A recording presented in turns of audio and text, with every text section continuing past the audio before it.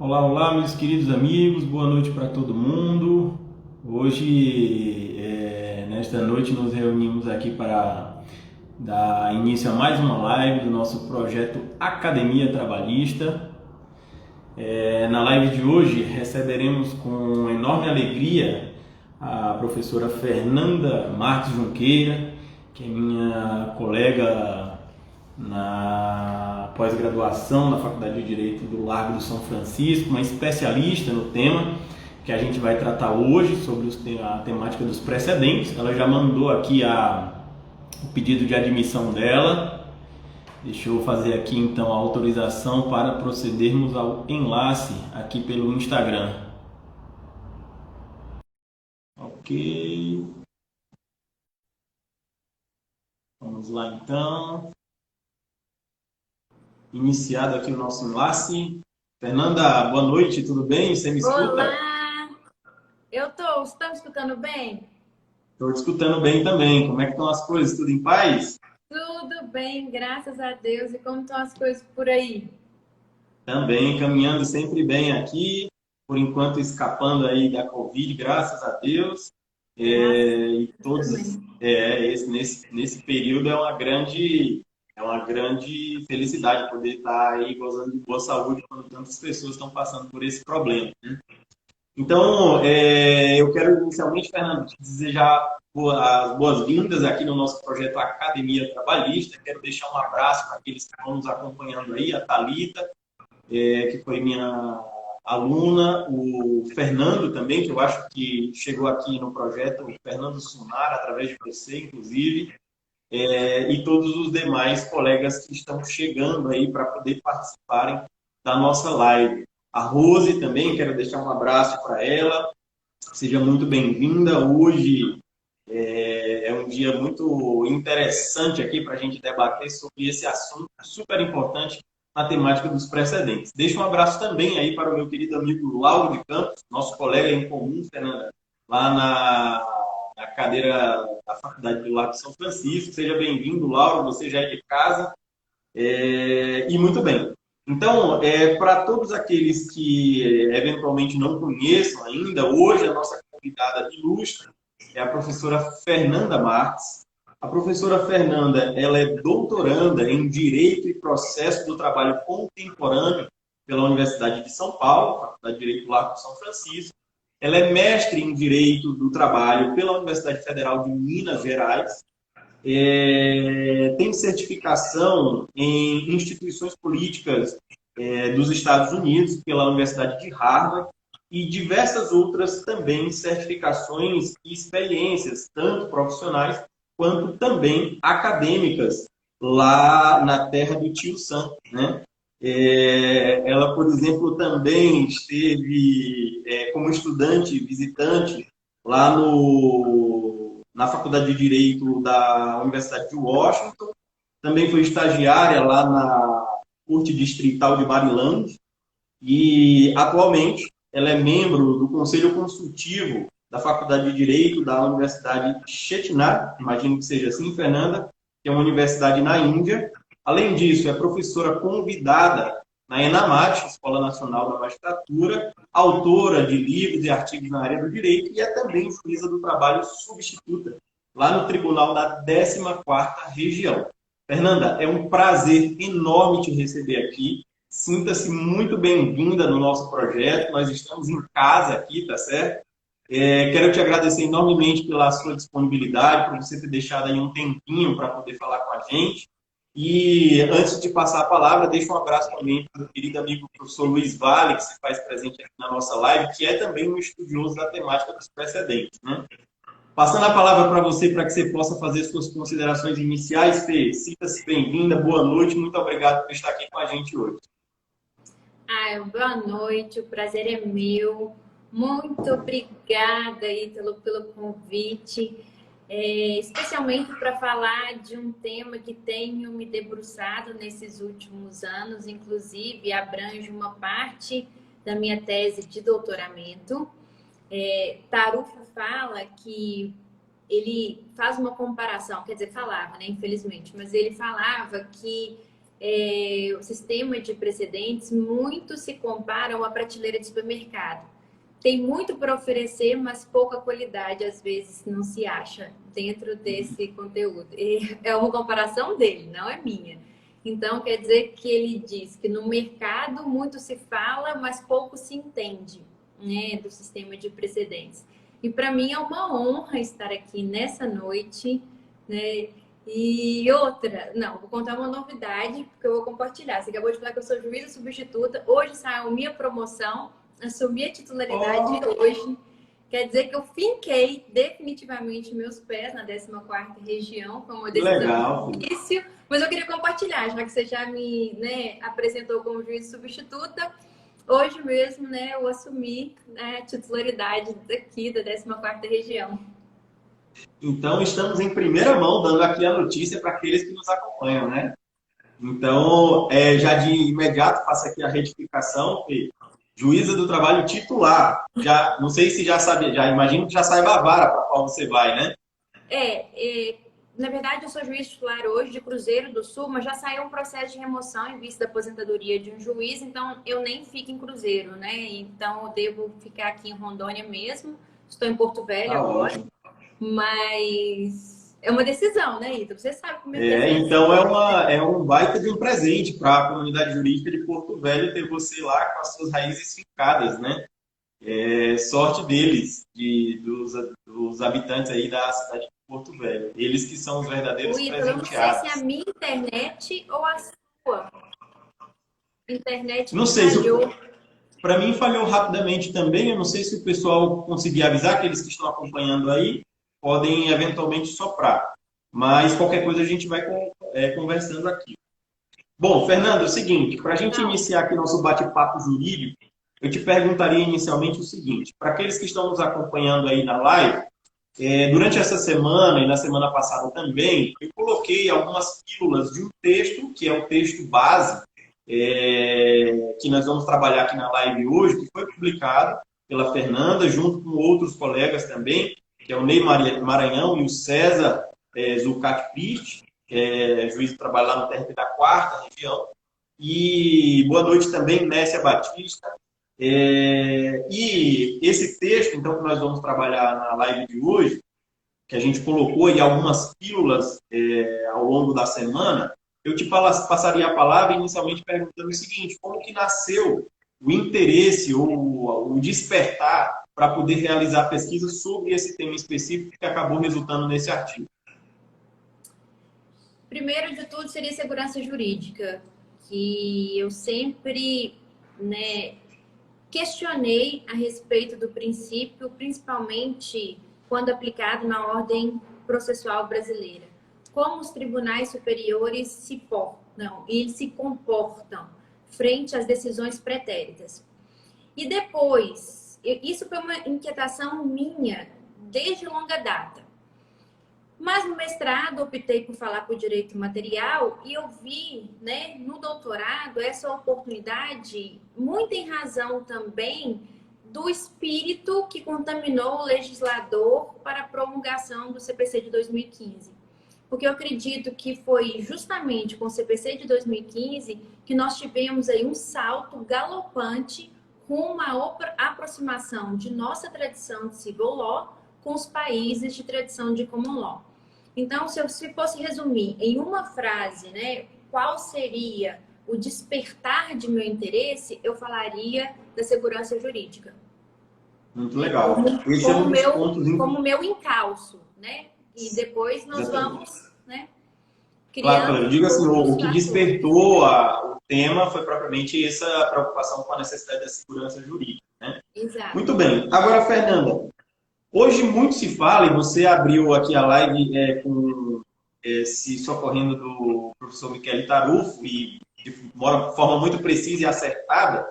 Você mencionou que hoje nós temos muitas pessoas e muitos textos, enfim, trabalhos falando sobre precedentes, mas nem todos com aquela devida qualidade. E aí, aproveitando da sua expertise no tema, eu já te passaria a palavra perguntando o seguinte: e afinal, o que é propriamente esse sistema de precedentes, né? O que a gente pode caracterizar, extrair de características dentro desse sistema que foi, aparentemente, ainda que com seus percalços, abraçado pelo Código de Processo Civil. Mas quando se está a falar de sistema de precedentes, o que propriamente nós estamos querendo dizer? Ítalo, vou desconectar primeiro a expressão do seu viés jurídico. Você é pai, e eu sei que você tem aí, né, filhos. E aí, se você toma uma decisão com determinado filho, e o mesmo episódio acontece em momento posterior, o que o seu segundo filho vai reivindicar? É querer o mesmo tratamento, obviamente. O mesmo tratamento, exatamente. Então, eu acredito que os precedentes, eles fazem parte da nossa vida. Então, desvinculado do seu, né, viés e sua conotação jurídica. Agora, trazendo para a nossa realidade, o sistema de precedentes, ele tem como pilar básico o tratamento igual para casos que apresentam similitudes fáticas. Primeiro lugar. Segundo lugar, nós temos que nos ancorar na definição escorreita do que seja precedente. Muitos, né, entendem o precedente como uma norma jurídica geral e abstrata. A fazer essa correlação entre precedente e norma jurídica geral e abstrata, nós corremos no grave equívoco de colocarmos, né, essa nova figura numa estrutura piramidal. Porque nossa leitura passará a ser de precedente como norma. E precedente não se resume ao elemento normativo, muito pelo contrário. Se for resumir, né, o conceito de precedente em uma única frase, é a decisão do caso concreto. Então, não podemos, e eu acredito que esse é o nosso legado, muito em razão da colonização lusitana, porque nós temos ainda, né, muito aceso em nosso paradigma processual o Instituto dos Assentos, porque eles não foram, né, fulminados até então, porque nós temos ainda as súmulas, que elas permanecem vivas, inclusive normatizadas pelo CPC de 2015, e o grande equívoco é que nós muitas vezes fazemos assimilação de precedente com súmula. Tanto é que todos, né, que colocam, por exemplo, aquele rol de teses do STF, muitos acreditam que aquelas teses são precedentes, mas não são. Se a gente for pegar a súmula de jurisprudência ou ementa de jurisprudência, muitos vão relacioná-los como precedentes, e não são precedentes. Precedente é aquela decisão. Qual decisão? Toda e qualquer decisão? Uma sentença proferida por juiz de primeiro grau tem força precedencial? Primeiro questionamento que temos que fazer. Se for pela tradição dos países de common law, até a decisão de primeiro grau tem aptidão precedencial. Então, uma sentença poderia ter também a mesma aptidão precedencial. Não foi o caminho adotado pelo 927 do CPC. Mas é de se ressaltar que o 927 também, ele não encerra uma enumeração taxativa. Ali nós temos apenas uma base do que seja o sistema de precedentes, mas que nessa base não se resume. Porque tal como acontece em qualquer sistema, a análise tem que ser também sistêmica. E ela não pode ser feita com base em um único dispositivo do CPC, que seria o cânone do sistema de precedentes brasileiro, que é o artigo 927. E nessa decisão do caso concreto, ela tem decomposições.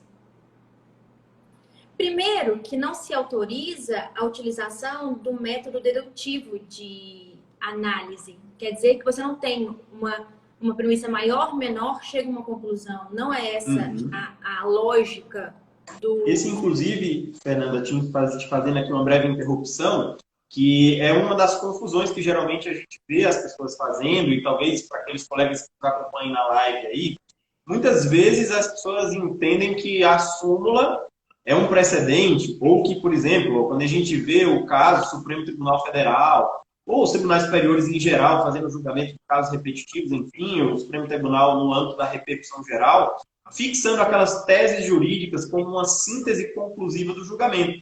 E muitas pessoas, às vezes, associam, não, precedente é essa tese que foi fixada. E o artigo que a gente está mencionando, que consta aí para aqueles que nos acompanham, né, que consta aí nas publicações do feed do nosso Instagram, para quem quiser se aprofundar na leitura, tem um objetivo muito claro de desmistificar essa ideia. Né? E o que eu te perguntaria, propriamente, é assim, em que propriamente se diferem as súmulas, aquele tradicional sistema que nós estamos acostumados, para essa nova ideia dos precedentes? O que esse precedente tem de diferente que as súmulas, por exemplo, não tinham, ou que era diferente na sistemática das súmulas? Ítalo, se a gente for pegar como a súmula nasceu na nossa realidade, nós vamos ver o tanto que a sua aplicação foi desvirtuada ao longo do tempo.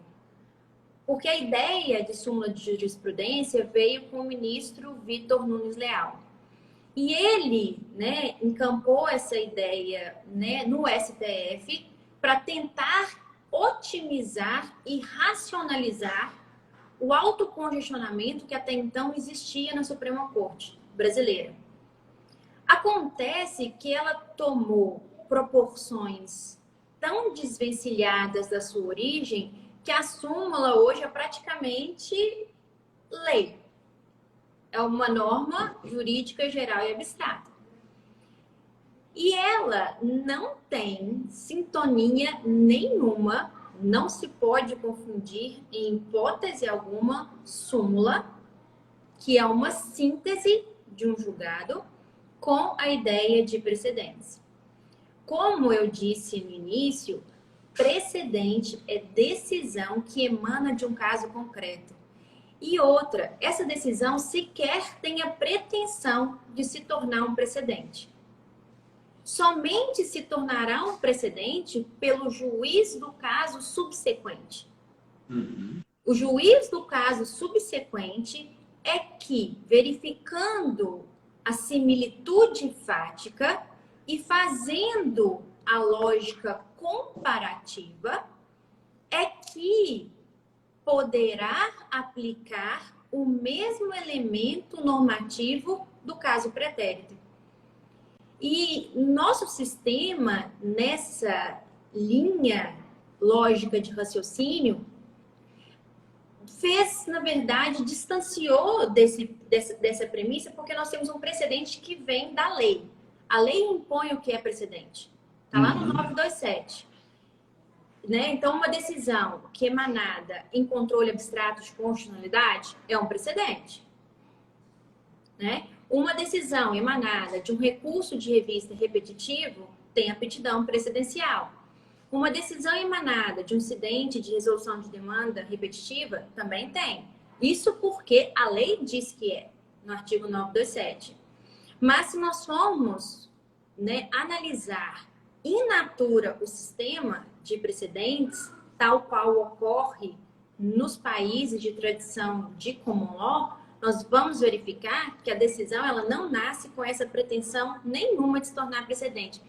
É tão equivocado isso, Ítalo, porque o julgamento mais emblemático, né, que é citado em toda a doutrina constitucional brasileira, que é Marbury versus Madison, de 1803.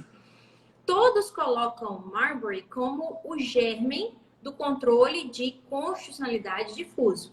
E você pode olhar em todos os manuais, né, da nossa realidade jurídica, todos iniciam a falar, né, da origem do Judicial Review com base em Marbury. Só que Marbury não teve pretensão nenhuma, mas nenhuma, né, de instalar o Judicial Review. Se perguntassem para ele se ele saberia que séculos depois aquele julgamento teria uma aptidão de ter gerado impacto não só nos Estados Unidos, mas Em mundo toda a afora. ordem jurídica ao longo do globo, porque todos citam Marbury. Argentina cita, Chile cita. Então, só que ele não teve. E outra, foi pouco notado no seu tempo. Somente foi, né, novamente invocado Marbury depois de 100 anos. Depois de um século de existência da primeira decisão que declarou inconstitucional um ato emanado do Poder Legislativo. Para se ter uma ideia de que a realidade nesses países de tradição de common law é bem diversa, né, do sistema de precedentes brasileiro. Mas isso não diminui a nossa formatação atual, em hipótese alguma. É somente, né, um modo diferente de adotar e conformá-lo à nossa realidade, porque não há como a gente simplesmente importar um instituto alienígena e encaixá-lo ao nosso sistema. Porque todo paradigma, toda construção de paradigma, toda construção de uma mentalidade voltada para a cimentação de determinado instituto preza por tempo e amadurecimento. E nós não temos, né? Nós não tivemos nem tempo, nem amadurecimento para, né, de alguma forma, aplicá-lo da melhor forma possível. Porque nós estamos ainda, e como eu disse, né, Tarufo fala que são vários aí doutrinadores a falar sobre o sistema de precedentes. Mas são poucos que conhecem a fundo a realidade precedencial. E é interessante, Fernanda, também, que quando você foi fazendo a menção ao caso americano, né, do julgamento emblemático lá de Marbury versus Madison, que lá muito dessa força precedencial decorre da cultura jurídica provavelmente instalada, tanto no Poder Judiciário como dos operadores do direito em geral. Enquanto no nosso caso, isso veio por força da lei, porque se talvez dependesse da cultura jurídica, né, da sistemática em que o direito era aplicado aqui, talvez dificilmente a gente pudesse ter um panorama semelhante ao estado de coisas que a gente tem hoje, bem ou mal, já com o início de vivência nessa nova sistemática, nesse novo universo precedencial. Agora, Fernanda, quando a gente menciona precedentes, existem alguns termos que chegaram aqui, que desembarcaram aqui no Brasil, e que às vezes geram algumas dúvidas, algumas confusões conceituais. E antes da gente dar o prosseguimento, eu até anunciei isso no nosso vídeo de divulgação da live, eu queria te ouvir, e aí você, com a sua expertise, obviamente, poder nos esclarecer sobre alguns desses termos que a gente está ouvindo bastante falar na sistemática dos precedentes e que talvez possam gerar alguma confusão. Eu começaria com eles, contigo, talvez, não sei se os três mais importantes, ao meu ver, pelo menos os três que são o ponto de partida, pelo menos dá para a gente qualificar assim, que é a ideia de stare decisis, ratio decidendi e obter dictum. Quero te ouvir em relação a esses temas para que você possa esclarecer para a gente, para aqueles que nos acompanham aí também pela live. Tá, a primeira questão é o stare decisis, ele não se confunde com o sistema de precedentes em si.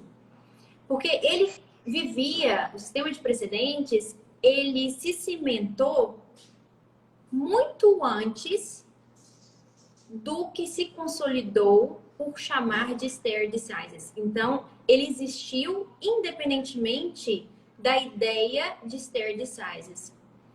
E como isso tudo aconteceu? Nós temos que lembrar que, eu estou falando um pouquinho de história, pode falar só um pouquinho, Ítalo? Fica à vontade, cita-se em casa. Só para contextualizar, é que antes, né, em território britânico, ali, anglo-saxônico, logo após a invasão normanda do rei Guilherme, ele começou a instaurar uma nova forma de governo e uma nova forma de administração de justiça também.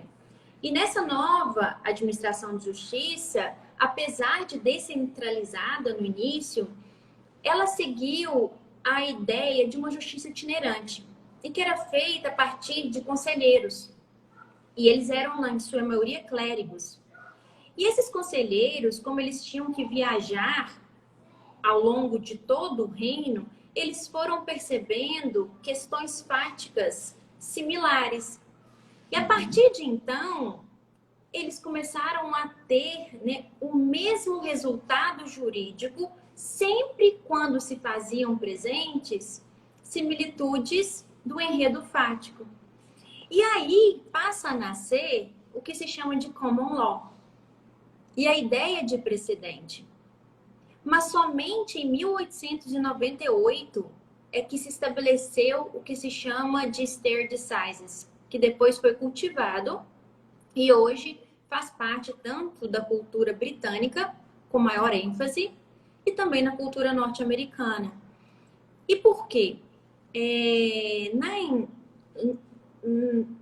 Ainda, né, no território anglo-saxônico, em 1898, nós estamos falando ainda da existência da House of Lords, que hoje lá tem uma Suprema Corte também, com a reforma de 1998, é de se salientar que a House of Lords, numa decisão inédita, que é London Tramways, ela decidiu por absoluto que nenhuma decisão poderia ser revogada e todas teriam a aptidão de vincular não somente os magistrados integrantes daquela corte, ou seja, no seu efeito horizontal, mas também os órgãos a eles subordinados, ou seja, a eficácia vertical do stare decisis. Foi quando, então, se teve um panorama de absoluto ancilosamento do sistema de precedentes vinculado aí a uma nova ideia. Se agregou um novo elemento. E qual elemento foi esse? De vinculação.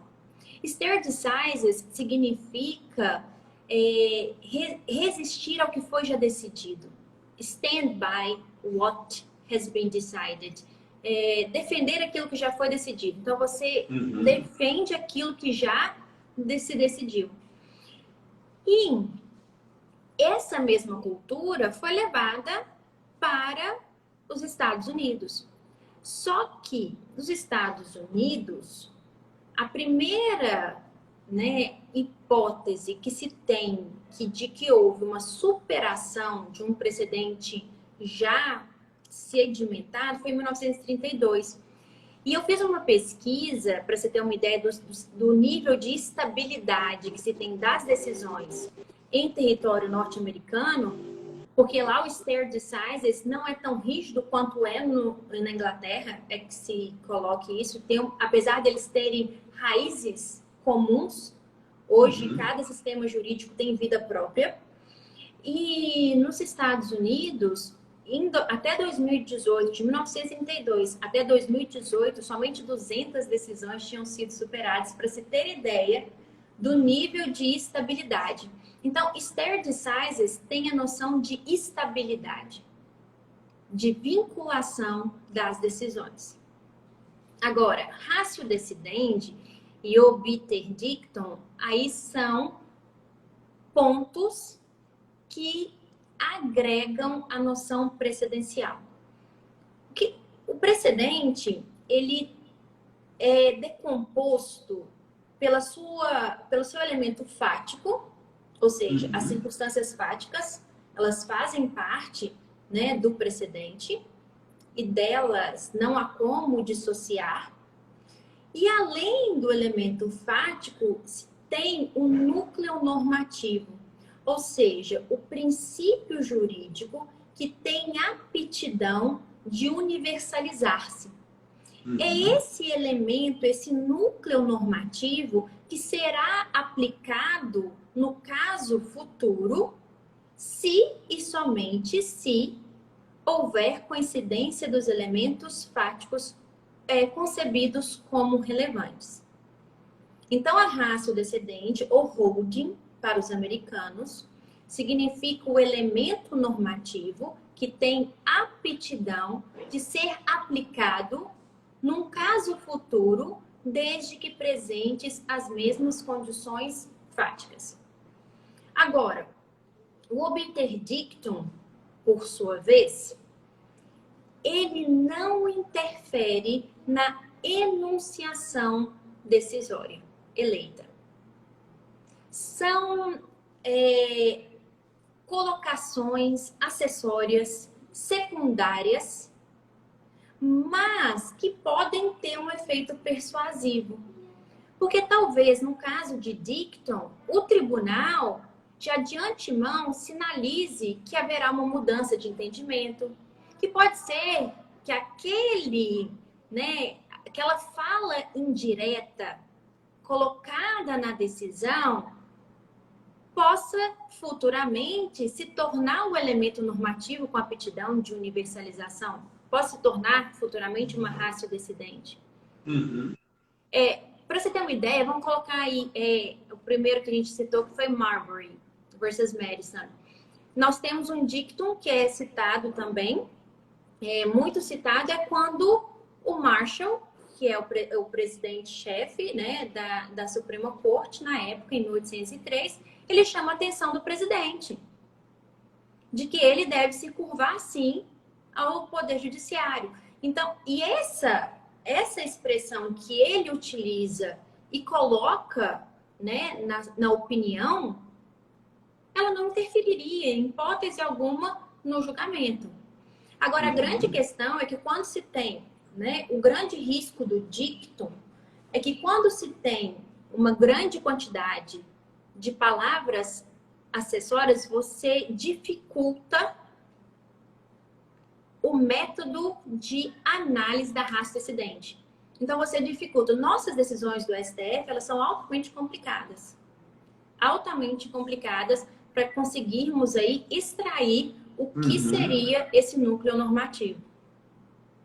E ainda pegando esse teu gancho, Fê, ficou muito claro a partir dessa explicação, imagino que aqueles que estão nos acompanhando também devem ter chegado a essa conclusão, que a partir daí a gente já tem uma clara distinção para aquela sistemática anterior das súmulas, porque as súmulas, via de regra, condensam essa ideia do elemento normativo, mas muitas vezes elas não refletem com fidelidade as circunstâncias fáticas que ensejaram a edição daquele enunciado. E, ao passo que na ideia da ratio decidente, dentro do precedente, é impossível conceber esse elemento normativo, que você fez menção, sem ter um bom conhecimento sobre as circunstâncias fáticas que ensejaram aquela conclusão jurídica ali estabelecida, né? E o grande ponto aqui, me parece que no texto vocês também trabalham essa ideia, mas eu queria te colocar isso para que você trabalhasse com o pessoal que está nos acompanhando. Muito bem, então deu para entender que ratio decidente é o elemento normativo do precedente, ou seja, aquela regra de direito, poderíamos dizer assim, que tem aptidão para universalizar. Regra ou princípio? Perfeito. Eu nem quis dizer no sentido da dicotomia. Podemos falar de norma de direito, né? Ainda que seja meio redundante essa expressão. A norma jurídica que ali está estabelecida e que ela tem aptidão para se universalizar. Agora, a gente tem uma missão importante, então, aí. Eu preciso saber onde encontrar a ratio decidente, fazer a separação do joio e do trigo e saber. Isso aqui é a razão daquela decisão, isso aqui é perfumaria, isso aqui é floreio, que talvez não interfira. E aí eu te pergunto, como é que a gente faz para encontrar isso aí? Né? Vou ler um precedente, como é que faz? Vai estar lá uma tese enunciada lá no final, e aí, como é que o juiz que está lá na frente, o intérprete que está lá na frente, querendo se socorrer de um precedente, de uma decisão anterior, como que ele encontra a ratio decidente? O Ítalo, essa pergunta vale 1 milhão, porque até hoje nós temos vários manuais, né, que criaram métodos com a finalidade de se extrair de forma objetiva a ratio decidente. Só que todos esses métodos, eles são falhos. O que nós, né, buscamos aqui na ordem brasileira é a utilização do método de Goodhart, né, num artigo famoso dele da década de 1930, década de 30 dele. Mas eu vou te falar, não existe um método para infalível. extrair. Não, não há. E Goodhart tem, né, o louvável intento de resgatar a necessidade de buscarmos na decisão os elementos fáticos materiais e, portanto, essenciais. Então, essa pérola de Goodhart é essencial para que consigamos, de alguma forma, definir o que seria raça-acidente. Vamos colocar um caso concreto, que eu acho que fica mais fácil a gente analisar. Um caso que deu aí, né, são rios de tinta que são aí colocados no papel. Inclusive, eu, Ney, o César também escrevemos um mini artigo para o consultor jurídico a respeito disso, foi da DC 58, do Índice de Correção Monetária e da TR e do IPCA. Então, a grande questão foi, o STF já tinha decidido pela inconstitucionalidade da TR, era o tema de repercussão geral aí 810. Acontece que ele decidiu a inconstitucionalidade da TR para créditos fazendários. Significa, aí nós temos que verificar, crédito, a natureza do crédito é fato essencial? Primeira coisa, nós temos, se for fato essencial, quer dizer que o mesmo entendimento não necessariamente seria aplicado para o crédito de natureza trabalhista ou qualquer outro crédito. Acontece que, no nosso entender, ela é inconstitucional, a TR, não por conta da natureza do crédito.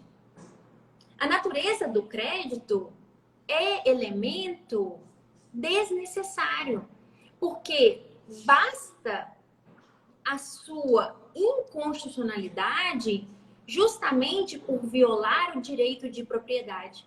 Isso já é um elemento essencial. A TR viola o direito de propriedade. Independentemente se aplicada para qualquer tipologia creditícia. A natureza do crédito não importa. E justamente por isso, a mesma ratio decidendi deveria ser aplicada no que tange aos créditos de natureza trabalhista, que foi a indagação da DC 58. Eu sei que o STF extrapolou e muito a análise na DC 58, ele teve, né, um posicionamento altamente refratário, que, inclusive, a violar cláusula de reserva de plenário, porque ele declarou praticamente inconstitucional a aplicação de juros de mora da Justiça do Trabalho, sem fazer a declaração expressa de inconstitucionalidade. Mas, ainda assim, o que eu quero deixar claro é que, nesse caso, a origem do crédito era um elemento não essencial, fático não essencial. E a partir disso, nós construímos qual que seria, então, o elemento normativo que seria apto a aplicar ao caso subsequente pelo juiz, se presente, né, uma questão similitude similar, uma questão fática similar. Fática similar. Exato. E aí, se nós estamos a indagar se a TR pode ou não ser aplicada ao crédito de natureza trabalhista, e o STF já declarou inconstitucional em momento anterior, justamente porque viola o direito de propriedade, qual seria o raciocínio lógico a ser tomado? No âmbito trabalhista, a mesma coisa, né? A mesma coisa, exatamente. A mesma coisa.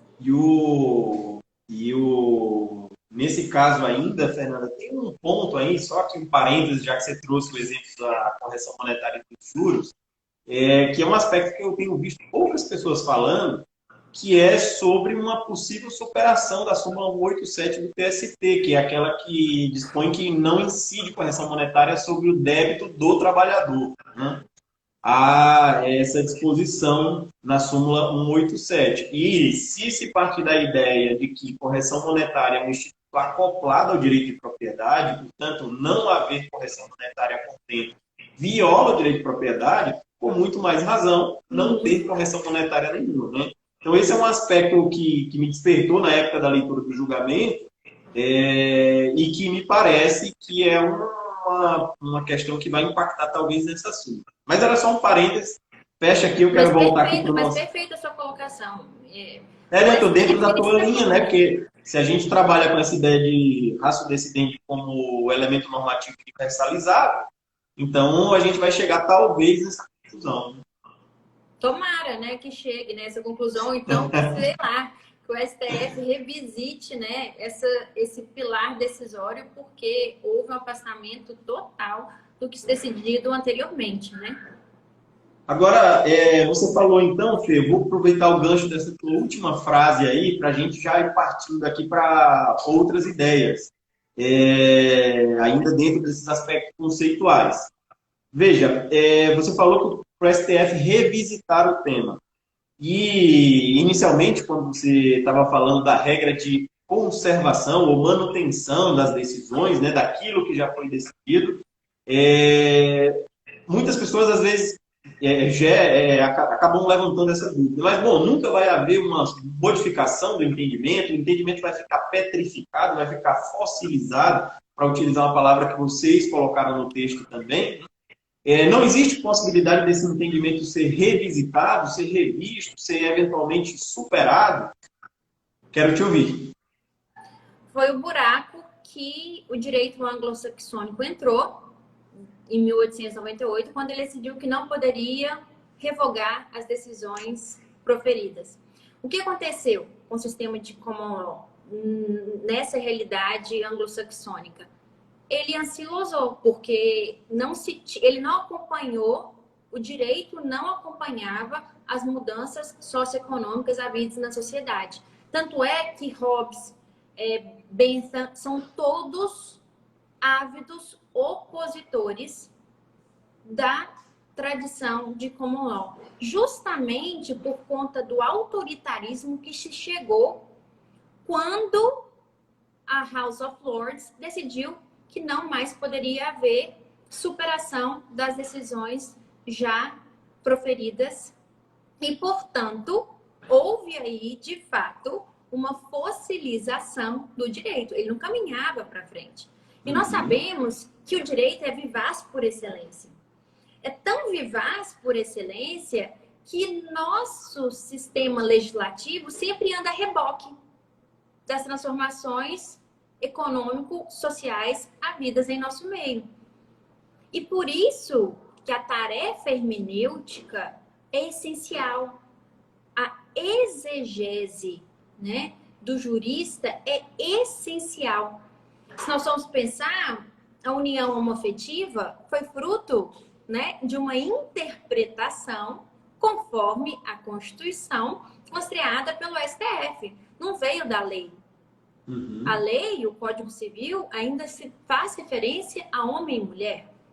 Então, se fez, né, uma interpretação conforme a Constituição. Então, de tal modo que há necessidade de revisitar a decisão pretérita sempre quando estiver desajustada das circunstâncias fáticas do caso presente, sejam elas econômicas, sejam elas sociais, a depender das circunstâncias em que aquela decisão será proferida naquele momento. Mas quando?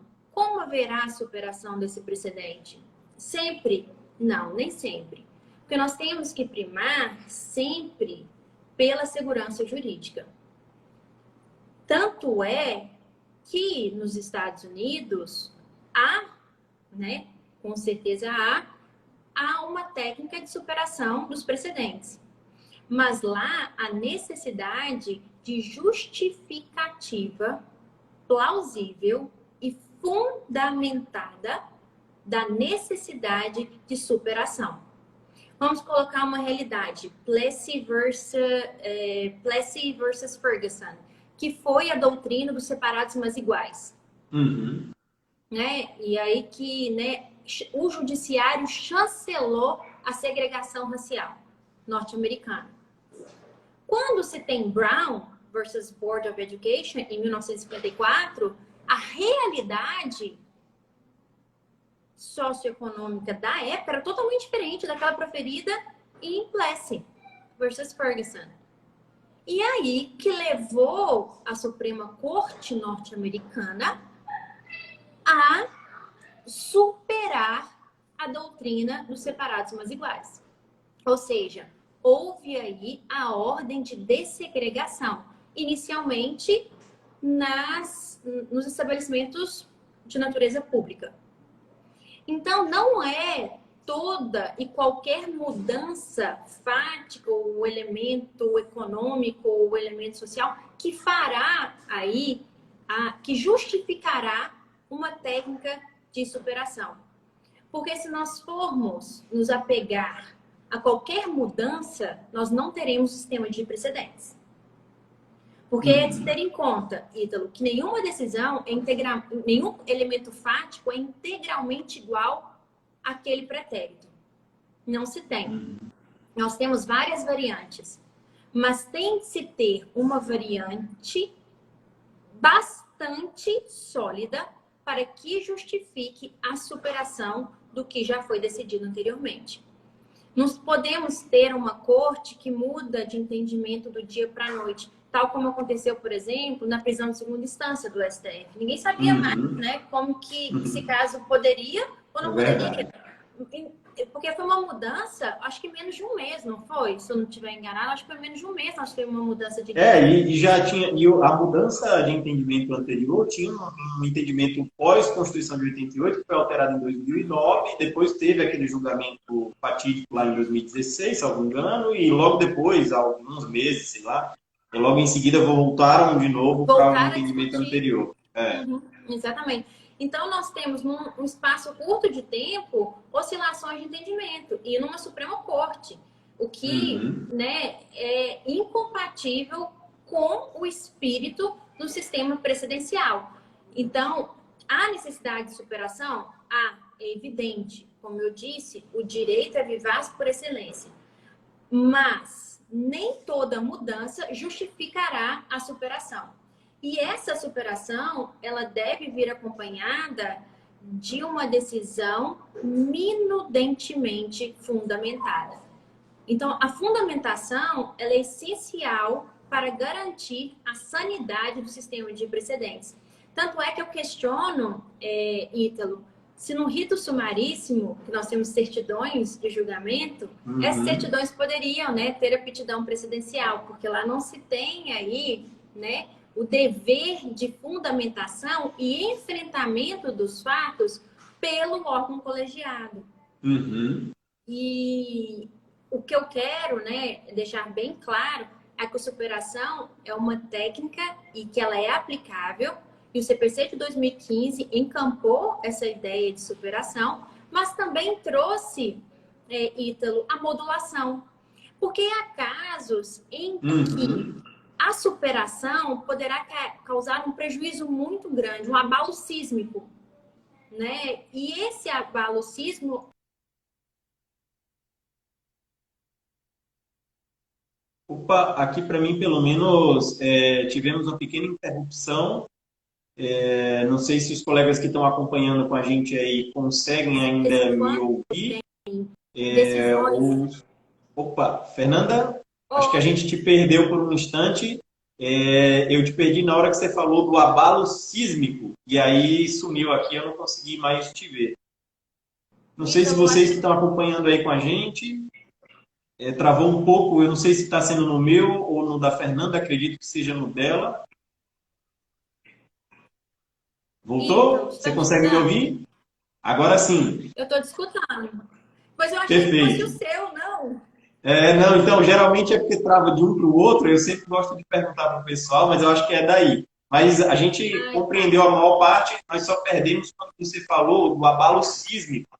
E aí, nesse momento, a gente perdeu. Nos Estados Unidos, quando se tem uma decisão que já está enraizada, né, na cultura norte-americana, eles, antes de, né, utilizarem o overruling, de uma vez, eles usam uma técnica de sinalização. Eles dão um sinal de que, né, aquele núcleo normativo será superado. Então, eles dão tempo da sociedade, né, já de antemão se prevenir dessa mudança que já mostrou sinalizada pelos tribunais. E nós temos a modulação, né? Que é uma realidade nossa. Exatamente dentro daquela lógica, já que o precedente é para garantir segurança jurídica, não tem como ele, talvez, ferir de morte essa ideia numa hipótese de superação, né?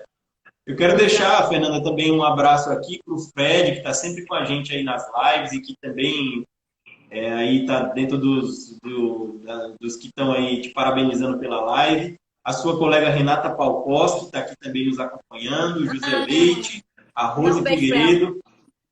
Sejam todos muito bem-vindos.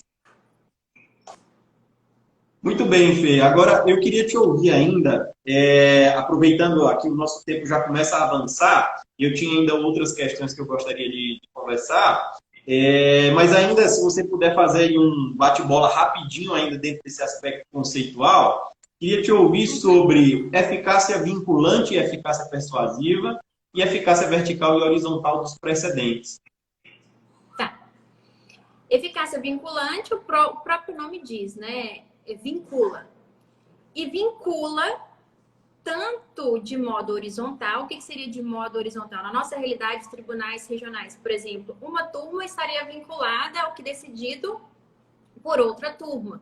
Então, quer dizer que não haveria incoerência decisional dentro do próprio órgão jurisdicional. Primeiro, que essa é horizontal. E vertical significa que os órgãos subordinados, eles estão vinculados ao que foi decidido por uma corte hierarquicamente superior. Então, uma decisão, por exemplo, proferida pelo Tribunal Regional do Trabalho, com aptidão presidencial vinculante, tem o condão, então, de não somente orientar, mas vincular os juízes de primeira instância. Primeira coisa. Ou então uma decisão emanada do STF, da mesma forma, tem um condão de vincular os respectivos tribunais intermediários, como também os magistrados de primeiro grau. Esses seriam os efeitos horizontal, vertical, decorrente da aptidão presidencial vinculante. Agora, persuasivo não tem aptidão de vincular. Mas ainda que não se tenha a ideia de vinculação, e muitos relacionam a ideia de vinculação com o manejo do remédio da reclamação constitucional, porque aí você consegue aí, né, obstar tribunais e chegar diretamente, por exemplo, ao STF, para tentar aí, né, realinhar a decisão com o que já decidido de forma pretérita, o efeito persuasivo, você não tem esse manejo, você não tem, né, um recurso que poderia, né, aí saltar, né, tribunais para se tentar aí corrigir o que foi naquela decisão desajustado, por exemplo. Mas ainda que se tenha um efeito persuasivo, é bom que se saiba que o alto teor de persuasão também tem alto teor de constrangimento. O que significa? Que o juiz, embora não esteja vinculado, ele deve seguir aquela decisão, embora não vinculativa, mas apenas persuasiva, simplesmente para se garantir segurança jurídica. É largar o narcisismo decisório de lado e avaliar aquela decisão num conjunto muito maior que sobressai os muros do seu gabinete. É quando, né, o juiz ele verifica que ele está a reescrever um capítulo dentro de um romance, se eu for falar de Dworkin. Ele tem, né, o dever de dar continuidade àquele enredo já iniciado. Ele não pode simplesmente romper com aquele enredo porque tem um apego demais a um, né, entendimento pessoal. E esse entendimento pessoal é capaz de romper com uma cadeia anterior. O juiz, ele deve ter um olhar sistêmico para uma realidade também é sistêmica. E dentro desse sistema, vaidade não combina. Esse narcisismo decisório que muitos juízes ainda, infelizmente, carregam, deve ser superado. Até porque é uma visão totalmente antissistemática, né? Porque a ideia é de que ali não é o juiz A, B ou C quem está a oficiar, mas é o Poder Judiciário, como reflexo da potestade estatal, e não faz sentido que dentro desse mesmo poder haja um verdadeiro tiroteio de entendimentos tratando pessoas em situações semelhantes de maneira diversa. Agora, Fernanda, ainda mais duas perguntas. Uma delas você até já mencionou, que foi o overruling. Agora, eu queria te falar também, porque você colocou a questão da similitude das condições de fato, e, obviamente, quando essas condições forem diversas, nós temos, talvez, algum mecanismo, ou pelo menos um fenômeno, que a gente pode nominar para poder obter a demonstração em juízo de que o meu caso não é igual ao do anterior que foi decidido. Esse é o primeiro a primeira observação que eu queria te ouvir, para você falar um pouco do distinguishing para a gente. E também há uma pergunta que vem aqui do chat do Fred, que ele pergunta o seguinte, eu acho que dentro daquele contexto que você estava falando, do narcisismo decisório, etc., ele pergunta, às vezes é o que acontece com a colegialidade? Eu não sei exatamente se a pergunta dele está dentro do contexto de se hoje em dia a colegialidade tem sido mitigada, né, com os julgamentos, uma vez que boa parte das vezes o relator acaba decidindo sozinho e a turma simplesmente acompanha o relator. Não sei se é exatamente essa a dúvida, Fred. Se você quiser, pode colocar novamente aí no chat. E por enquanto eu queria te ouvir, Fernanda, sobre o distinguish. Tá. É como você disse, às vezes as circunstâncias fáticas, elas têm ali um grau de diferenciação tamanha que não há como atrair a aplicação do núcleo normativo contido na decisão anterior. Quando se tem, né, essa diferenciação fática que deve ser justificada, o juiz pode sim se afastar, como eu disse, de forma fundamentada da aplicação da ratio decidente. Justamente porque as condições fáticas têm um grau de diferenciação tamanho a ensejar esse afastamento. Mas como, né, eu tenho frisado, tudo isso, Ítalo, tem que ser justificado. Por isso que eu acredito que o CPC tem enfatizado no 489 que de início houve muita resistência do processo do trabalho em aplicar, porque a fundamentação é essencial para a sanidade do sistema de precedentes. E nós temos o dever constitucional de motivação, ainda que substancial. Agora, em relação ao que o Fred disse...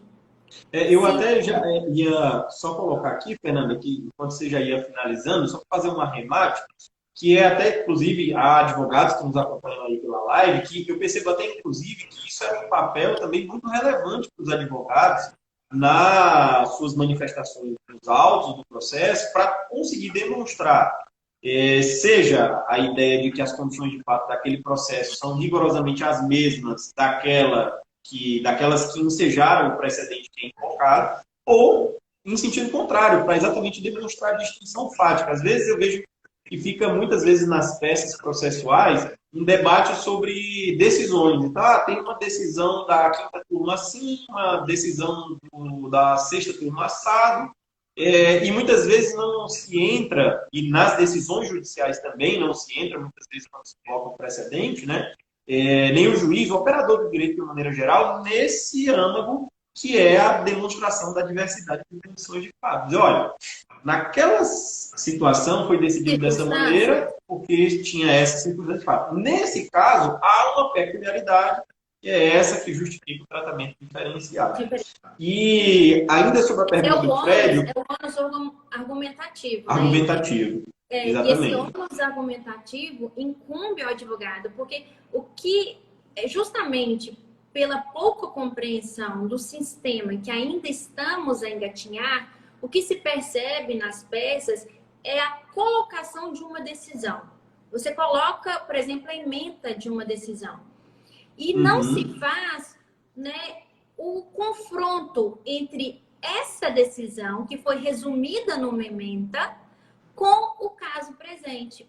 É esse esforço argumentativo que o advogado precisa esquadrinhar na sua peça de modo a demonstrar seja a identidade das questões fáticas, seja seu distanciamento.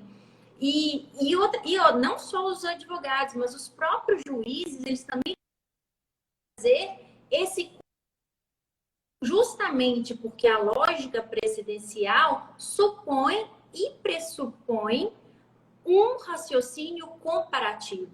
E somente se faz comparação quando se desce às minúcias das circunstâncias fáticas que ensejaram determinado tratamento jurídico. Perfeito. E não, só vou te falar, não há necessidade de esquadrinhar a raça do decidente, não, Fred. É de esquadrinhar os elementos fáticos. É o confronto fático que é essencial, de você demonstrar que esse caso é igual ao que foi decidido anterior, ou esse caso não é igual ao que foi decidido em momento anterior. Não esquadrinhar a raça do decidente, não o elemento normativo, mas o conjunto fático que levou a determinado resultado jurídico. Só para deixar claro aqui, tá, Ítalo? Perfeito, muito bem colocado aí, a partir da pergunta dele também, o comentário, né? E ele tinha trazido outra pergunta, o Fred também, para não deixar ele sem resposta, Fernando. Você cortou para mim. Você cortou para mim. Voltou? Você me escuta? Agora eu escuto. Você me escuta agora? Perfeito. Maravilha. Ele está fazendo a referência também em relação ao esclarecimento que você fez, Fernanda. E em relação à dúvida anterior dele também, para que a gente não deixe sem o esclarecimento, pelo que eu entendi da dúvida, e depois ele chegou a confirmar que era isso mesmo, se você vê de alguma maneira, primeiro, se você concorda com essa premissa de que hoje nós temos uma dificuldade prática, muitas vezes, eu não sei, eu acho que ela fugiu. Você me escuta? Fernanda, você está com a gente?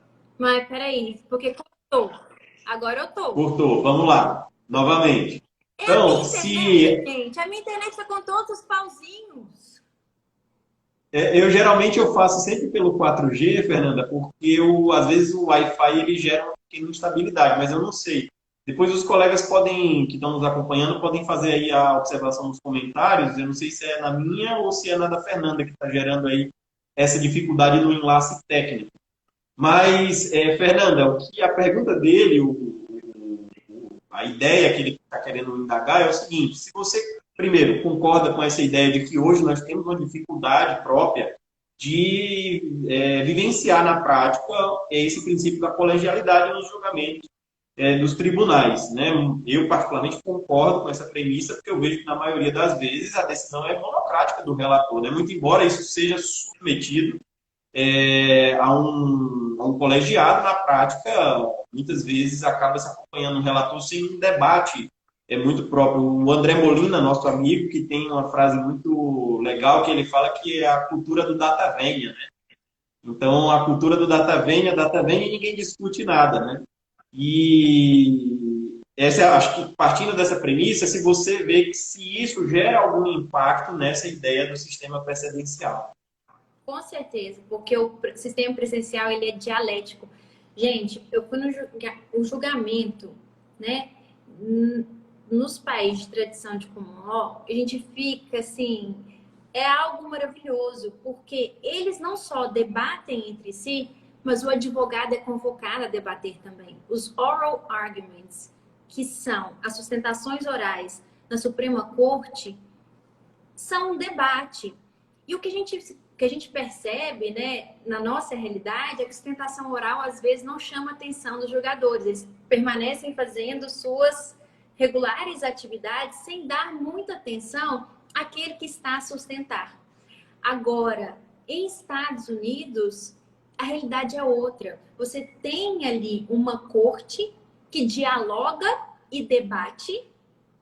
Há, então, uma dialeticidade que é atávica ao sistema de precedentes, e não só entre os jogadores, mas entre o próprio advogado. O advogado, ele é convidado a participar desse debate. E ele é perguntado sistematicamente o que acontece, qual a diferença, o porquê disso, por que trouxe essa decisão, qual a relação dessa decisão com o caso presente. Então, eles são convocados a participar. E essa participação dialética é essencial. Eu entendo e eu compartilho aí dessa crítica que foi, né, colocada pelo Fred. É bem isso. Perfeito. Muito bem. Fernanda, nosso tempo já avança, nós já batemos aqui quase a nossa hora, né, que geralmente é o nosso padrão de conversa. Mas antes de finalizar, eu não posso deixar de te ouvir ainda sobre qual é a tua avaliação, e aí fica bem livre para você fazer, em relação à nossa vivência dessa ideia da sistemática dos precedentes, especialmente no âmbito do processo do trabalho, né? A gente comentou muito, me parece, dentro de uma ideia de teoria geral dentro desse sistema de precedentes, né? Sem entrar minuciosamente em um sistema específico processual ou não. Mas e aí, tratando da nossa matéria-prima, né? Do nosso objeto de trabalho diário, como que você vê essa realidade toda da sistemática dos precedentes no âmbito trabalhista, né? E quais são os desafios, o que que a gente já conquistou, o que que falta ainda ganhar, enfim.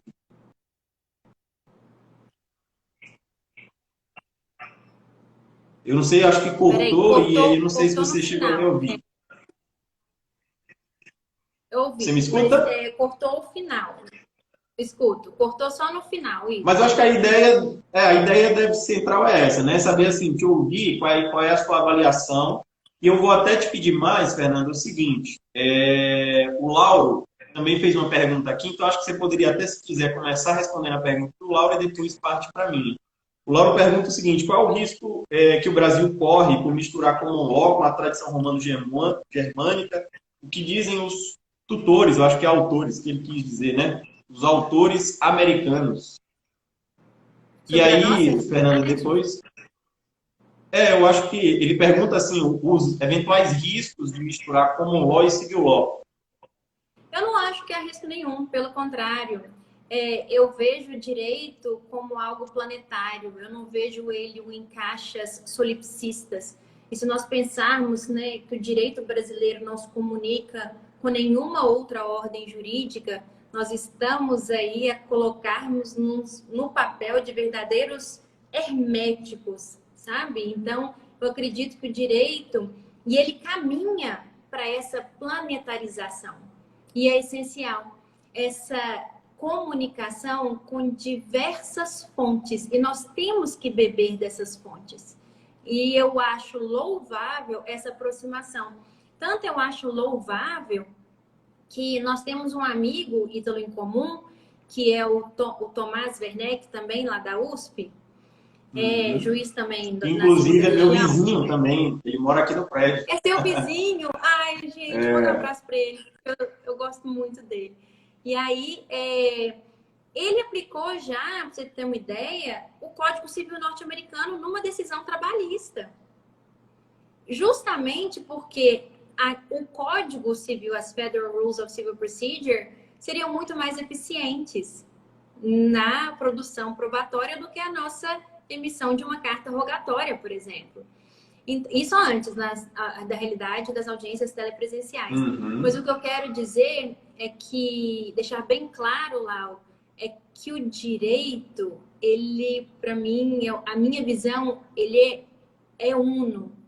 E ele se comunica com todas as ordens jurídicas, seja ela hinduísta, seja ela de tradição de common law, seja ela, né, de tradição de civil law. Nós temos que beber de outras fontes para tornar nosso direito mais eficiente.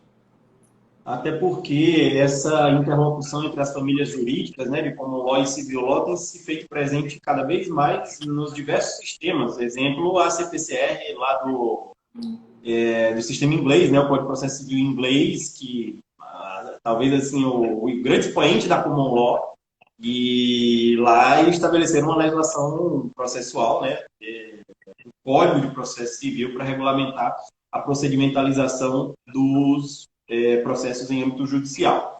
Eu quero deixar, Fernanda, também um abraço aqui para o César, que está nos acompanhando aí, que é coautor do texto que nós estamos conversando aqui hoje. Ele também nos acompanha. Seja bem-vindo, César. A Carol Fusaro também, seja muito bem-vinda. E para a gente se encaminhar para o final, Fê, queria te ouvir. Quais são os desafios, o que a gente já conquistou e o que a gente precisa conquistar em matéria de precedentes no âmbito do processo trabalhista de acordo com o atual estado das coisas? Os desafios são enormes. Um livro que eu gosto muito, e eu acho que aqui cabe também trazê-lo, que é o Visconde Partido ao Meio, de Ítalo Calvino. É um romance bem pequeno. E a história conta, né, que esse Visconde, que não tem muita noção de guerra, foi enfrentar uma batalha contra o Império Turco na defesa dos poucos impérios cristãos que ainda tinham na época. E justamente por sua total despreparo nas artimanhas e estratagemas de guerra, ele foi atingido por uma bala de canhão. E por ele ter sido atingido por uma bala de canhão, ele foi partido literalmente ao meio. Por isso o nome da obra, O Visconde Partido ao Meio. Uma parte essencialmente boa e outra parte muito ruim. E essas duas metades andavam errantes no mundo. E o que acontece é que tanto a parte boa quanto a parte ruim era mal compreendida. E o que eu vejo no sistema de precedentes é justamente essa bipartição. E essa bipartição da nossa realidade faz com que tenhamos pouca compreensão do que o sistema de precedentes pode oferecer. Primeiramente, a integridade desse sistema eleva a igualdade, que é uma base aí do Estado Democrático de Direito. É muito ruim saber que aquele mesmo mosaico fático pode ser julgado de forma procedente, mas o outro de forma improcedente. E qual a razão disso? Simplesmente por uma distribuição de loteria. Porque caiu um determinado juiz, a decisão foi assim. Caiu em outro juiz e a decisão foi, né, de outro jeito. O que nós temos que buscar, e eu falo nós enquanto operadores do direito, é deixarmos nossa vaidade de lado, e o sistema de precedentes não tem o condão de tolir sua voz. O direito continuará a crescer, ele continuará a evoluir. Mas nós, né, com o poder da pena, que é o poder da decisão, temos que pensar, né, num conjunto muito maior do que aquela decisão ali do caso concreto. Houve outras que já decidiram em determinado sentido. Qual a razão para se romper simplesmente por mero voluntarismo? Se quer se superar, que o faça de maneira justificada e muito bem fundamentada. Então, os desafios maiores que eu poderia aqui elencar, Ítalo, seria nossa vaidade, primeiro. É nós despirmos, né, de nossa vaidade e verificarmos que nós estamos num universo muito maior do que esse microcosmos nosso decisório. É isso que eu penso no primeiro desafio que temos que tomar, justamente trazer a realidade uma realidade nossa que é pequena, mas outra realidade que é infinitamente maior. É isso que, né, o primeiro desafio é esse. O Ou segundo seja, desafio... uma mudança muito mais propriamente cultural, eu poderia talvez dizer ética, né? Não propriamente cultural, que também seria um reflexo, cultural seria reflexo da mudança ética, do que propriamente a mudança de aspectos jurídicos, né? Do que uma mudança dogmática. Uhum. E o segundo desafio é confiança. Confiar no trabalho do outro juiz. Confiar no trabalho do advogado. Nós temos uma cultura total de desconfiança. Achamos que nós somos seres superiores e intelectualmente mais apurados do que um julgador outro mais antigo, o que é algo inaceitável. Então nós temos que, é como você disse, nós temos que cultivar novos valores e despirmos desses, né, estigmas que fazem com que, né, o sistema de precedentes não caminhe para frente, não seja propriamente absorvido e aplicado. Eu acredito que esses são os maiores desafios. E é engraçado, né, porque nós, como acadêmicos, nós podemos criticar as decisões do STF, nós podemos criticar na academia, mas enquanto, né, magistrados, nós temos o dever de aplicar. Quem somos nós para nos colocarmos numa posição de superiores do que aqueles que estão na Suprema Corte Brasileira? E nós temos esse condão de pensarmos que nós, né, pela nossa bagagem, nós somos esses seres, né, elevados intelectualmente. E eu acho que, de fato, o maior desafio a enfrentar seria a nossa cultura, o desapego do eu. Eu acho que o primeiro fator seria isso, desapegarmos do eu. E aí sim, nós conseguiremos ver uma realidade muito diferente daquela que está, né, na míope visão de nossos olhos. Muito bem, Fê. Foi excelente o bate-papo. Eu adorei te ouvir aí. Agora já conhecia um pouco das tuas ideias, né? Eu tive a oportunidade de participar da tua banca de qualificação, mas foi ótimo te ouvir com mais clareza, ler o texto. Fica desde já aí a sugestão para aqueles que nos acompanham, para aqueles que quiserem entender um pouco mais dessas ideias que nós comentamos aqui hoje. Elas estão condensadas nesse texto que a Fernanda publicou junto com o César e o Ney Maranhão. Ele está referenciado aí nos posts do Instagram do perfil da Academia Trabalhista, para aqueles que quiserem também podem eventualmente entrar em contato, que a gente tenta ver na medida do possível a possibilidade de viabilizar para que vocês tenham acesso. O texto é excelente, de uma riqueza teórica muito grande e também de uma clareza didática invejável. Falo isso porque li e, portanto, falo com conhecimento de causa. Então, Fernanda, eu quero te agradecer enormemente, muitíssimo obrigado por ter disponibilizado o seu tempo aí no dia de hoje, que era para você estar comemorando a sua titularização e você está aqui, na realidade, emprestando a sua voz e seu conhecimento para poder nos auxiliar. Então, eu quero te agradecer enormemente, muitíssimo obrigado, foi excelente o nosso bate-papo e te passo a palavra para que você possa fazer aí as suas considerações finais e a sua despedida. Ítalo, eu que agradeço. Eu agradeço por essa oportunidade. Eu amo falar de sistema de precedentes, eu amo falar do direito, eu sou uma entusiasta do direito e eu acredito que nós podemos fazer versos poéticos o nosso direito.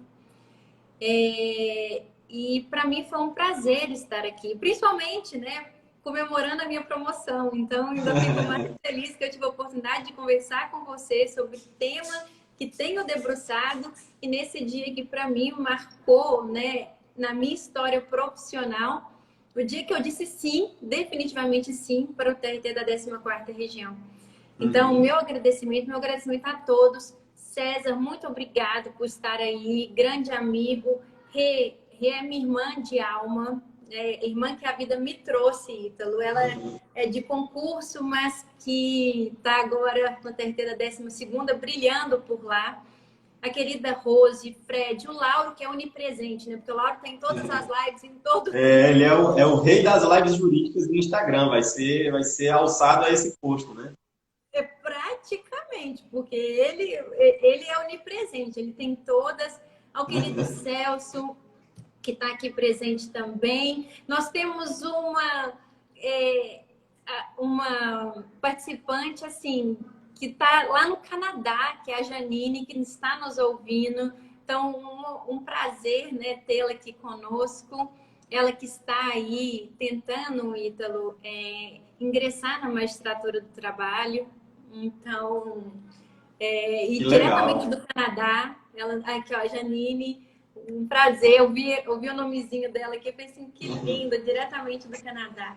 Então, eu que agradeço por essa oportunidade, por essa experiência, espero ter, né, compartilhado um pouco do que sei e que pequenas mudanças sejam aí lançadas num lago e que atinjam proporções grandes, principalmente, né, rumo à cimentação do sistema de precedentes, para trazermos à nossa realidade processual integridade, coesão e igualdade. Então, muito obrigada por essa oportunidade, Ítalo. Muito bem, Fê. Olha, muito obrigado, foi excelente. O seu fã-clube aí está verdadeiramente eufórico com a nossa conversa de hoje. Então, eu quero agradecer a todos aqueles que chegaram até a nossa live aqui, que vieram prestigiar a Fernanda, que vieram aprender um pouco com o conhecimento dela. Eu gosto sempre de trazer aqui no projeto, vocês sabem disso, que eu sempre tomo muito cuidado de trazer pessoas que já refletiram suficientemente sobre as ideias. A gente não costuma fazer lives aqui do eu acho, do eu penso. Geralmente a gente sempre vem com pessoas que estudaram e têm uma bagagem sobre o tema que nós vamos tratar, exatamente para poder dar um pouco mais de tônica aqui no nosso projeto. Um abraço também para o professor José Afonso da Alegrave Neto, que nos acompanha, a Fernanda aí, que tem se feito presente conosco na live.